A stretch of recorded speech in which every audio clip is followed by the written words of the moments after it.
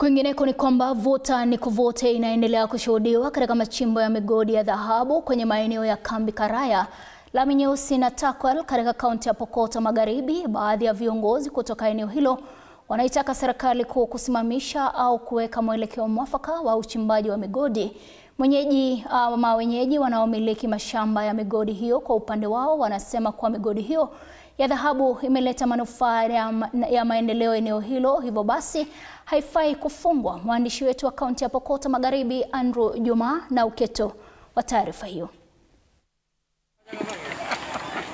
Uchimbaji wa migodi katika kaunti ya Pokot Magharibi umeendelea kuzua mjadala mkubwa zaidi miongoni mwa wakazi hata wenyeji. Licha ya kwamba wenyeji wa eneo hili wanashikilia kwamba uchimbaji wa migodi umeleta mafanikio makubwa zaidi katika eneo hili, ikiwemo kusitisha swala la ukosefu wa usalama.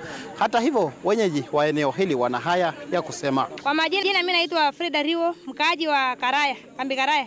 Mimi ni jeledi ya Karaya. Kitu yenye tunasema leo, tunaambia viongozi ama tunaambia rais kwamba hii maneno ya gold imetusaidia sana kama wamama. Tunatengeneza gold, tumenunua mbuzi, tumesomesha watoto, ndio tuko hivi sahi. Na mambo ya gold wameleta sisi pamoja na Waturkana, tunaishi pamoja.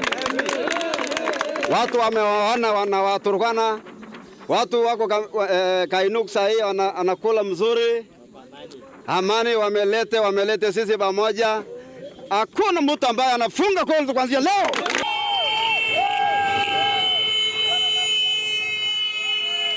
Kamishna wa kaunti ya Pokot Magharibi ambaye amekuwa akijipata kwenye njia panda, wakisema kwamba yeye ndiye amekuwa akishindwa kutoa mwelekeo wa uchimbaji migodi katika eneo hili, ameendelea kujitetea akisema kwamba juhudi za kutosha zinaendelea kuwekwa na serikali ya kitaifa pamoja na ile ya kaunti kuhakikisha kwamba hali ya uchimbaji wa migodi katika kaunti ya Pokot Magharibi inaendelea kuwa ya manufaa, ili kuhakikisha kwamba wenyeji wa eneo hili la Kambi Karaya wananufaika.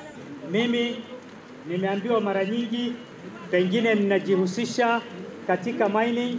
I have no interest in mining. I am serving all the communities living in West Pokot. I am not doing any discrimination. Wale mama Kambi Karai walikuwa na karai, niliwapata hapa mimi hata nikiwa mkuu wa wilaya mwaka wa 2016.